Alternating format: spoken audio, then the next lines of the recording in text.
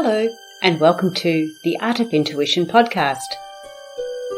My name is Susan Jane, and I believe that trusting your intuition is the best way to live your life with meaning and purpose.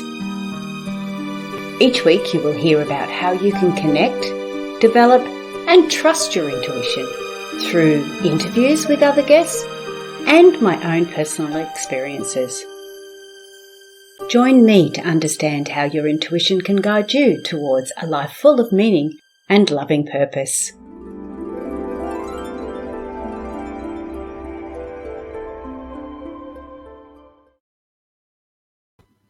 Hello and welcome to the Art of Intuition. My name is Susan Jane and I'm your host for this podcast.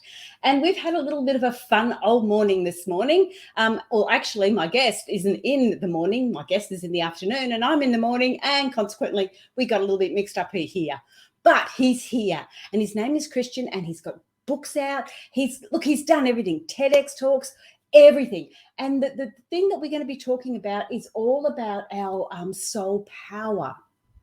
So we're going to free ourselves from their self-sabotaging behaviors, and Christian's going to help us. But I'm not going to do the big spiel on Christian. He's going to do it for me. So welcome to the podcast, Christian.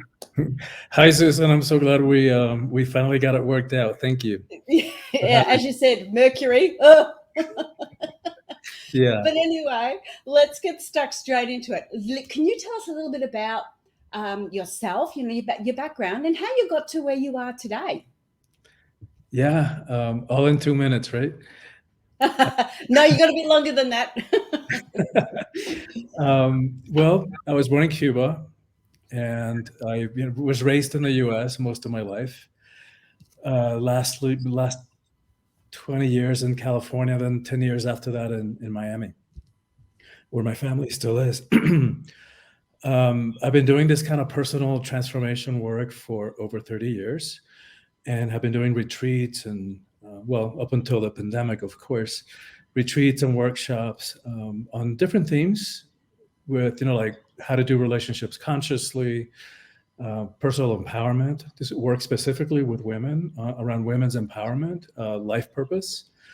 And I'm also a breath worker, so I've been using that as a healing modality for a long time as well. Okay. So what you said you've been doing for 30 years, like the spiritual work. What was there a particular trigger that moved you into this, or did it just sort of evolve naturally? I mean, I know it does evolve naturally, but usually there's some sort of a trigger that starts it. Yeah, I think a couple of triggers, but I think the most recent, the most important one was, I think it was approaching, one of those big numbers in life where I began to question what I was doing with life. And I had a very enviable life. I had a nice cushy job and an apartment on the bay in Miami Beach. I had sought after socially, professionally. And yet it seemed to me that the more I had and the more that I was sought after, and the more quote unquote successful that I was, that there was something missing. And in my early 20s, I had kind of thrown the baby out with the baptismal water. And so I realized that that's the part of me that I was wanting to reconnect with. And because I had confused religion, and I was born in a very Catholic family. And so once I realized that religion didn't have room for me, I kind of threw the baby out with the water. And then realized later that, there's a difference between religion and spirituality, in that that spiritual part of me is just an inherent part of who I am, of who we all are. And so that began the process of exploring with Eastern religions and meditation, breath work. I was in an ashram, in the kind of Hindu/Buddhist ashram for 5 years in my early 30s. Wow. Mm-hmm. Oh, wow, because that's something I've always wanted to do, and I feel like I'm getting too old for it now. But Never too old. Yeah, that's that. How did that go? And I want to ask you about breath work, but that's in a minute because I've got lots of questions. But yeah, how was that being in the ashram for 5 years? I'm really glad for the experience. I'm very grateful for it. I wouldn't be who I am if it wasn't for that.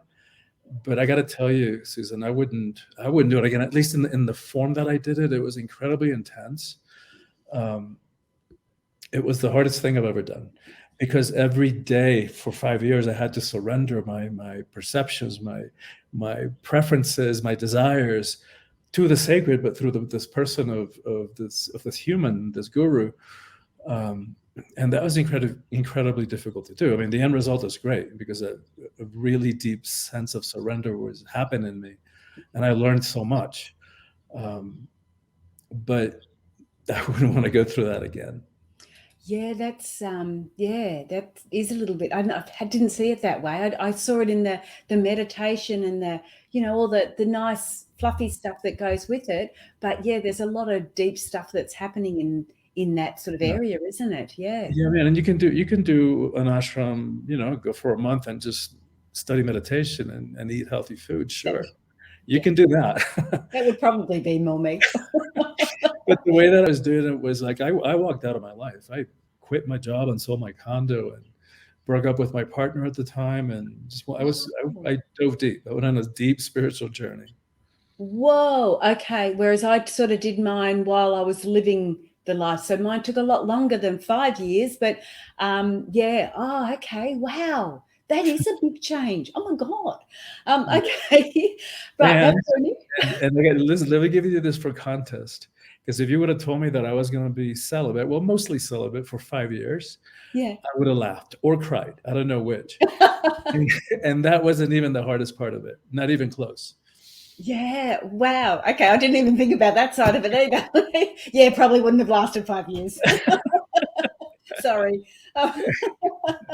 Yeah. Oh, wow. That's really good. And before we go any further too, Christian's website is on the screen, but for the podcast, it is soulfulpower.com. So soulfulpower.com. If you want to connect with Christian, go that way. I'm going to leave it on the screen for a bit longer because there's a lot more we want to talk about, obviously.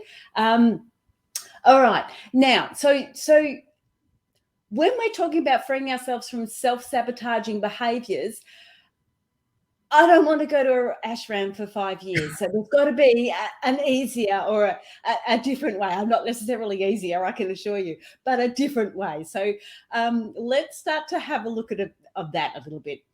Yeah. I mean, of course you don't have to go to an ashram for 5 years. Like my book it's a huge step towards that. You're still, whoever the book will like spell it out. It'll walk the reader by the hand, understanding how the mind works, how the ego mind works, and understanding all the ways that it sabotages us, understanding all the way that it limits us. And it's a big conversation to have in this setting. But here's just a simple way of understanding it. It's a visual way. If you put a football or a baseball, any kind of a ball in the center of a stadium, that's what the ego is. It's a part of us that it's our sense of individual personality. It's just in the simplest way of thinking about it. Who we are is actually the stadium. And we've allowed this tiny, tiny, tiny part of who we are to think that it is all who we are, and to make really important, significant, consequential choices from its very small, limited, and always fear-based perspective. So if we want to have a chance of having relationships that can work, if we want to have a sense of fulfillment, of personal empowerment, we've got to understand the ego. That's the first step, because that's the source of all our problems and the source of all our suffering. So I spent the first probably third of the book getting into that, and I designed the book in a very intentional way. So short chapters, because I know how busy and everybody is, and I know what ADD society we live in. So short attention span, so short chapters. But the difference is that I have homework. I have like 2 or 3 questions at the end of each chapter that are designed to turn us inward, to internalize, to apply those teachings to ourselves, so they don't stay at the level of information, because we don't need more information. You know this, Susan. We've got information overload. What we need is transformation, and that only comes when we integrate those teachings and really apply them to ourselves. So I tell people, don't rush through the book. Read a short chapter each week, but do the practices, because that's where the change is. And that's where we start getting self-aware about our patterns and why we do the things we do, and in what kind of relationships do we give our power away. Is it in romantic, intimate, sexual relationships, or is it with authority figures? Is it with family and friends? It's like the book can't answer that for you, but it'll ask the right questions so that we can begin to see ourselves through that prism, and then begin to see all those self-defeating behaviors so that we can cut it out. Okay, now why I've jumped back on screen is because you're talking about your book, which is wonderful, and it's called Awakening the Soul Power.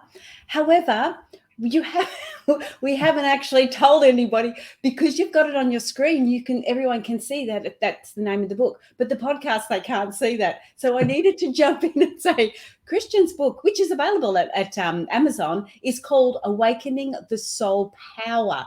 So let's just go in a little bit further about that, because one of the things, and look, I'll be totally open and honest here.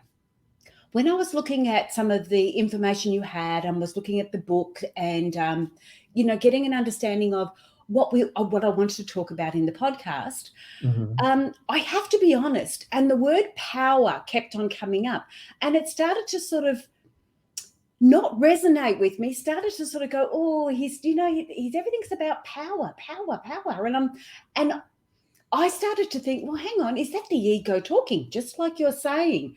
So I was taking this word power and flipping it and giving it a negative connotation. Yes. And I think this is part of these self-sabotaging behaviors that you're talking about, is the fact that we take on some of these things and we put our own spin on it.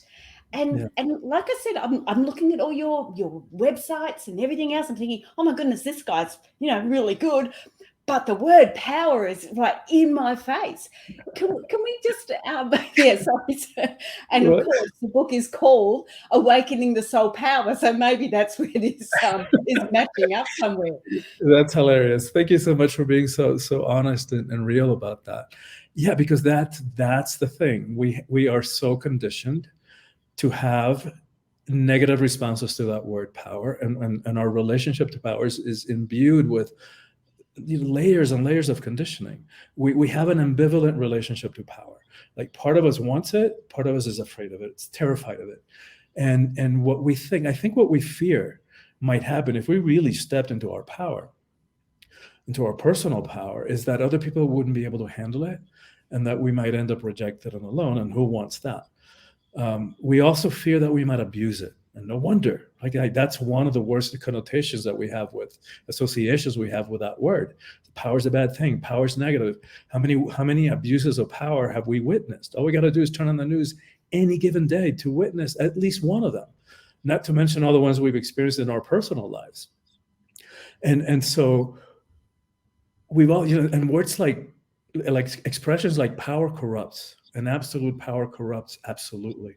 What they didn't tell us about that quote, though, is that Lord Acton was speaking specifically about political power, not personal power. So when you put all that stuff into a mix, and you add to that mix the fact that we've been conditioned to make the emotions weakness, we hate conflict, we avoid confrontation like the plague, we're terrified of rocking the boat. So you put all that together, what happens is that we end up giving our power away. Our innate, inherent power that nobody can give to us, nobody can take away. We are the only ones who give it away. And the sad part, the tragic part, is the reasons that we give our power away. Because what happens is that we end up overriding our truth. We end up saying yes when inside we really feel no, for an illusion of security. We end up like stuffing ourselves into smaller little packages, into tight little boxes that are not going to be threatening to anybody. We play small.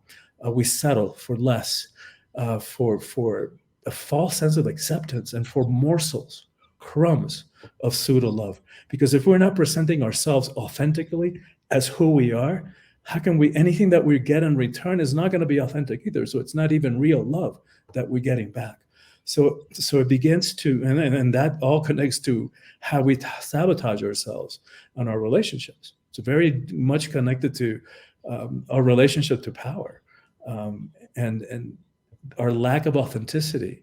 And so the message of the book is that there is a way that we can step into power that has nothing to do with fear, with force, with manipulation, with hierarchy, with force, right? Those are all the negative associations we have with power, that there's a way that we can step into our power in a way that is congruent with who we are, with the goodness in our hearts, that doesn't require that we push anybody down, step on them in order for us to feel powerful.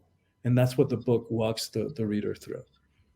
Wow, that's amazing. And isn't it funny? Just one single word can create such a difference, in how we're looking at it. Because you are correct. Power, when I think about power, I do think of external power and what it can, the effect it can have on me.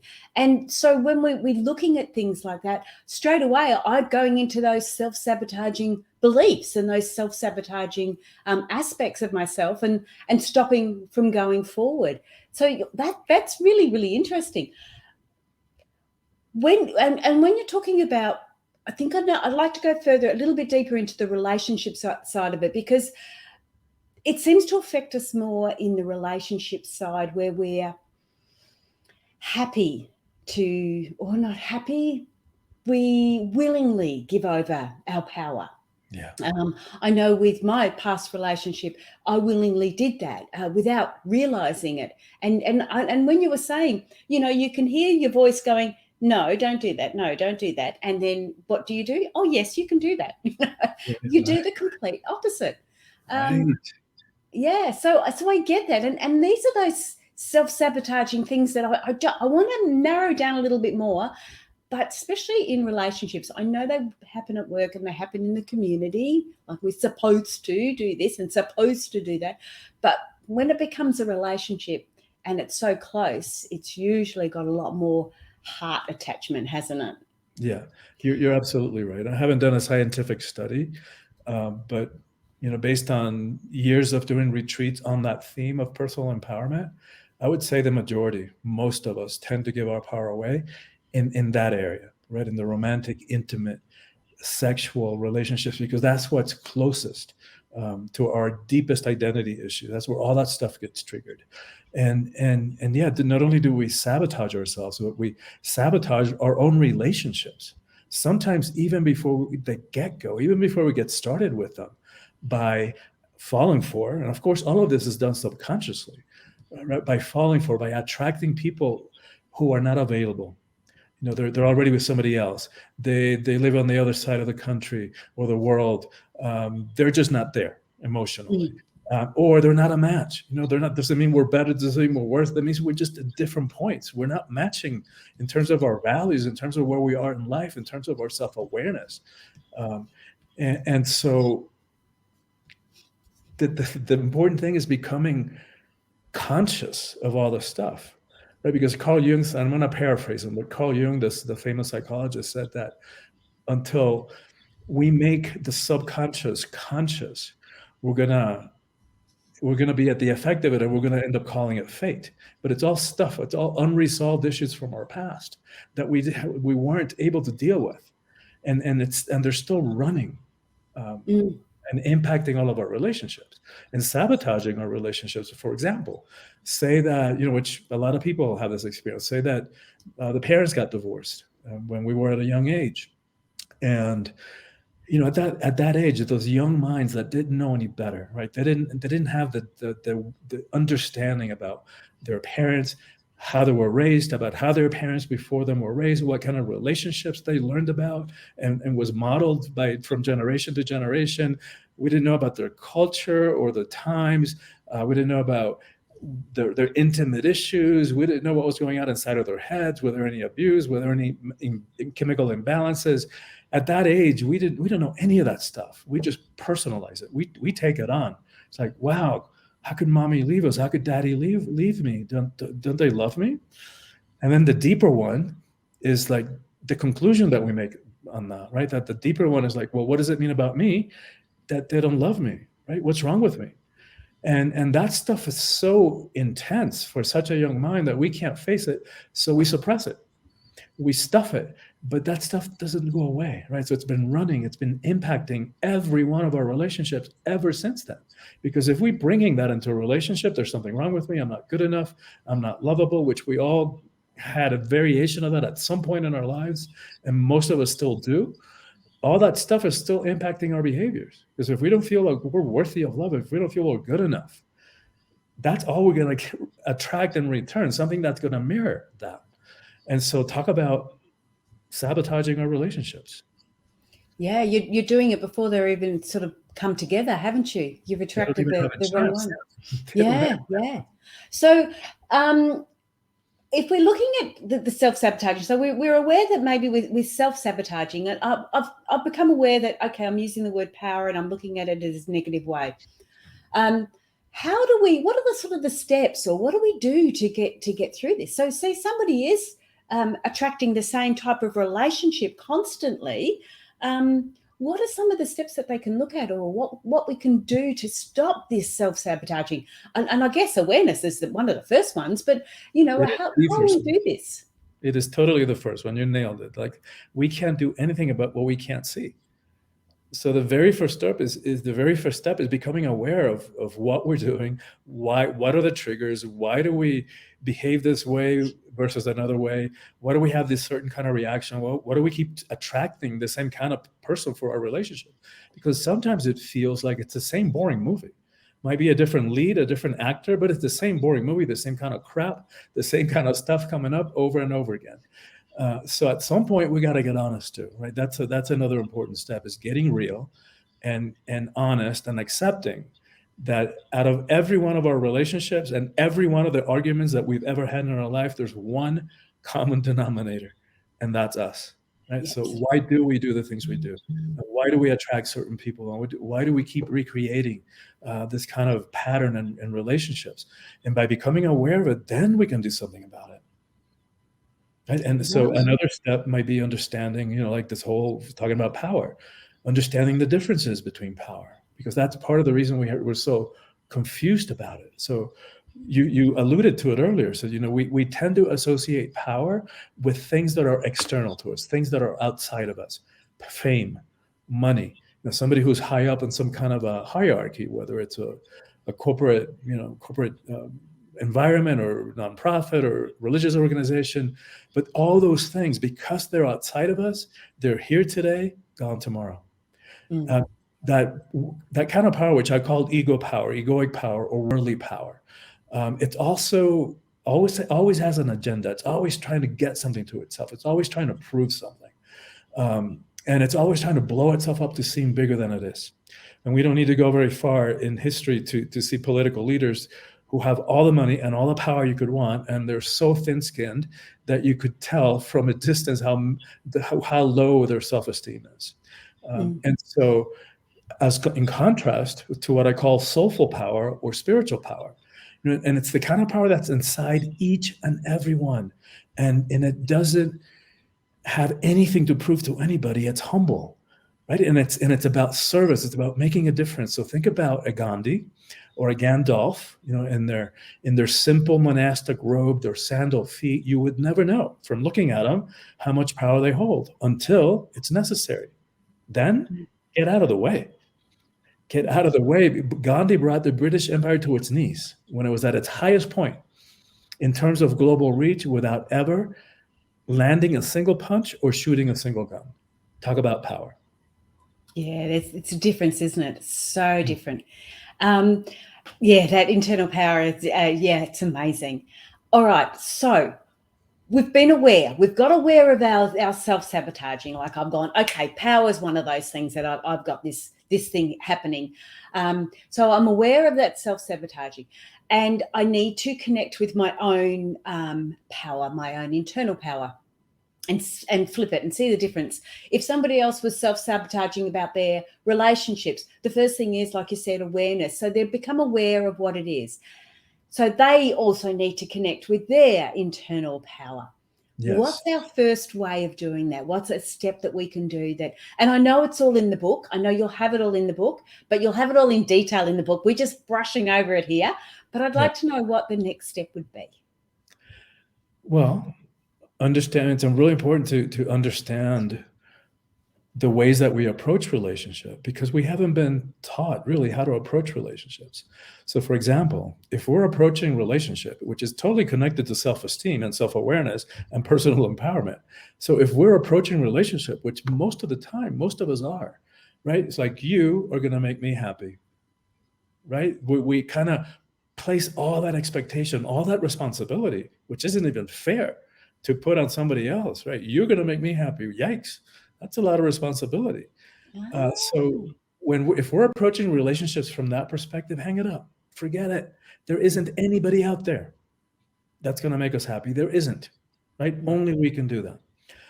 And so that is a huge step, right? Getting to that place where we realize that only we can make ourselves happy.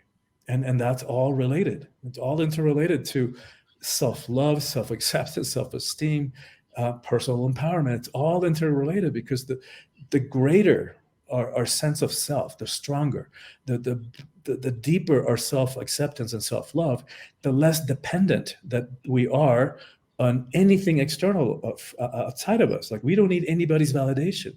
We don't need, we have more of that strength, that inner power to say, to have clear boundaries, to be able to know and communicate. Yeah, that works for me. No, that doesn't work for me. Instead of what we've done in the past, which is override it and put in a little smile inside we're seething, or we're like, what is wrong with this? And because we hate confrontation and conflict, we override it. And that doesn't work, because what used to be spiritual teaching, that everything is energy, now we know from quantum physics that everything is energy. So all that stuff that we suppress, every one of those times where we said yes and put on a fake smile, when inside it was like, no, this is not okay with me. But for the yeah. sake of that illusion of peace, we override that. That stuff doesn't go away. No, That's it catches up with you. It does catch up with you. it I gets know worse. that. Been there, done that. We've all done that. Yeah. We've Um, all done that. you were talking about relationships, and the little thought popped into my head. Now you're talking about the relationship, and oh yeah, that's right, about you need to make me happy. If you're approaching a relationship like that. And at first I didn't quite understand what you meant. And then I sort of went, oh, okay. So if I'm approaching a person and I see this gorgeous looking man there, and I'm thinking, okay, he's got to make me happy. Right. And so And basically it's I'll not just, even that, it's not even that conscious thought. Like, we I just, know, oh I know. my God, that's the one. Yeah. Inside we're saying, there it is. That's the answer. That's the solution. Forget it. And so you're looking at that and you're going, okay, well, looking at that, that's terrible. You know what I mean? You're looking at the potential partner and going, okay, this gentleman or this woman is going to make me happy. So that's how we're automatically approaching it. That's self-sabotaging. Totally. How do we approach it when we don't want to self-sabotage? Okay. Yeah. First step, it's like, nobody's going to make us happy, right? And it's not their job to, and how unfair to put that responsibility on somebody else, right? Only we can make ourselves happy. So we're talking about like ultimate personal responsibility here. So that in and of itself is huge. That changes the game, because that takes the unconscious, this, it's almost like survival level stuff that we have, all so much weight that we put on that relationship working out. And then add to that all the layers of conditioning, like, till death do us part. And if that's not the case, then we label the relationship a failure. A failed relationship is like, wait a minute, like, I don't agree with that. I don't subscribe to that belief. Because from my perspective, as long as we're growing, as long as we're becoming better, more compassionate human beings, it doesn't matter whether the relationship lasted a year or a lifetime. It's because our fulfillment doesn't depend on that.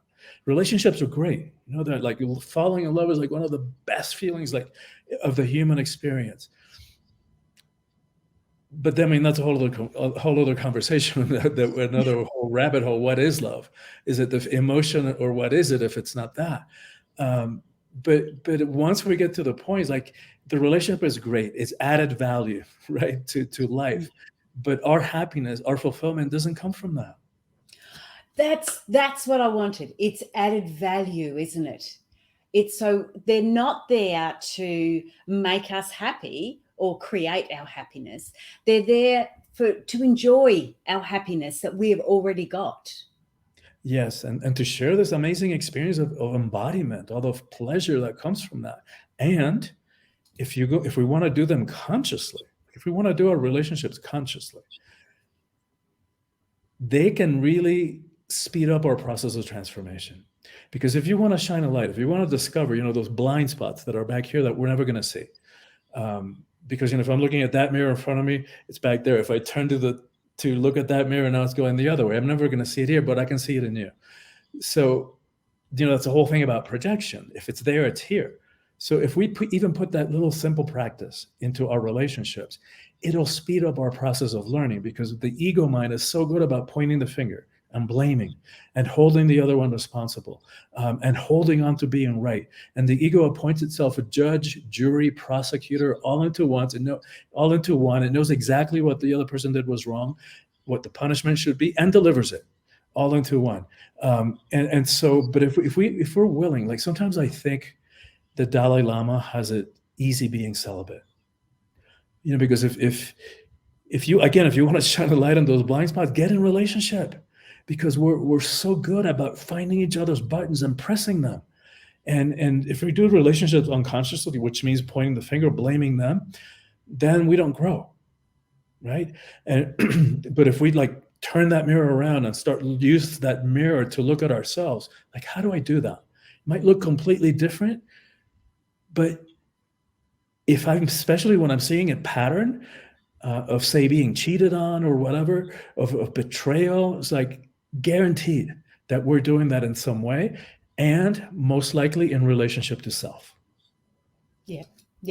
I totally agree. One of the things that I've always believed in a relationship is you need two people, at least two people, to have a relationship, which means that there's two areas there that can go wrong. You can't just keep going, you're doing this, you're doing that, stop doing that, stop, because you've got to be looking at your involvement in it. So it's never, ever 100% somebody's fault. Even if the other person has actually gone and had an affair or something to that effect, it's never, ever 100% that person's fault. It takes two to tango, and it takes two to have a relationship, and it takes two to break them down. Yeah, for sure. No question. So that's really interesting. So to defeat these self-sabotaging behaviors, obviously the first thing we need to do is see where the finger's pointing, which is really the three of them coming back at me. Exactly. Isn't that what they say? Where you're pointing, it's coming back at me. So we've got to really look more at ourselves. We've got to awaken that power within us, that soul power within us, and bring that out, which is what your book's all about. Exactly. And let me give you this story, because it really helps. Sometimes this seems like it's really literal, how am I doing what they're doing, but it can be really subtle. I'm gonna give you this example. Some years ago, when I had ended a 7-year relationship, I moved to a different city, and I started seeing somebody who wasn't anywhere near ready to be in a relationship again. And I was very upfront, and I knew that it wasn't a match, in terms of self-awareness, in terms of values and where we were in life and all that stuff.